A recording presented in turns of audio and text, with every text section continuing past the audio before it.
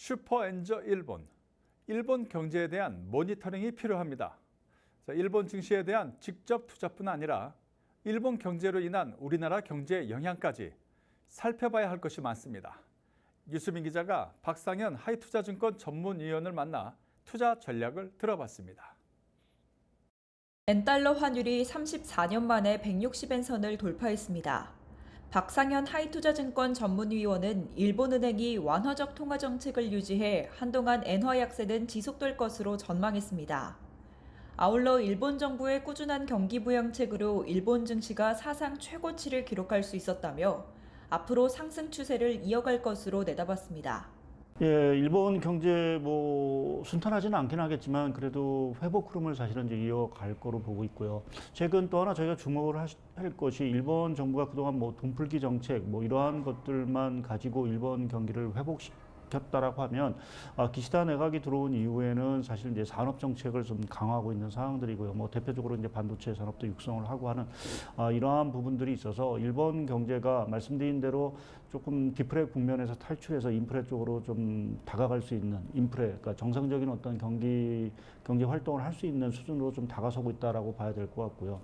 환율은 당분간 좀 약세를 계속 유지할 거로 좀 보고 있습니다. 그것은 일본 은행의 어떤 그 통화 정책 기조가 아직까지도 좀 완화적인 어떤 통화 정책 기조이기 때문에 당장 엔화가 좀 강세로 전환하기는 좀 어려운 국면이다. 방향성 자체는 이제 금리 인상 쪽으로 갈 수밖에 없는 상황들이긴 하지만 지금 일본 경제가 안고 있는 하나의 문제 자체가 내수 경기입니다. 그러니까 지금 수출이라든지 이러한 것들은 회복이 되고 있긴 하지만 지금 내수 경기는 아직 그렇게 그 일본 정부가 원하는 정도의 수준은 이제 가지 못하고 있는 상황들이기 때문에 그러면 일본 은행 입장에서 이렇게 조기에 금리 인상을 단하기는 좀 어려울 것 같습니다. 예, 일단 정책 효과가 상당히 좀 크다라고 봐야 될 것 같습니다. 그러니까 일본 아베노믹스부터 시작을 해서 기시다 내각까지 꾸준하게 지금 경기 부양책을 사실은 좀 실시를 하고 있는 상황들이고요.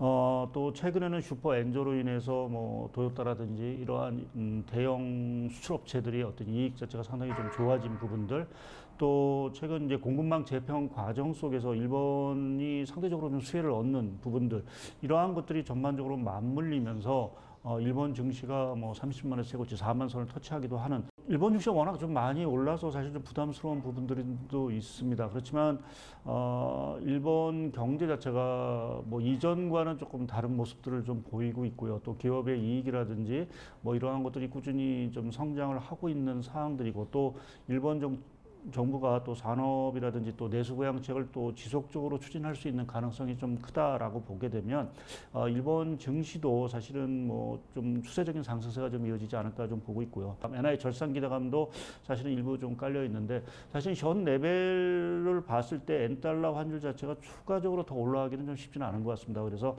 그렇게 보면 환 쪽에서도 조금은 차익을 좀 볼 수 있다라는 측면에서는 일본 증시도 장기적으로는 좀 유망한 어떤 투자처가 아닌가 좀 생각을 하고 있습니다. 팍스경제TV 유수민입니다.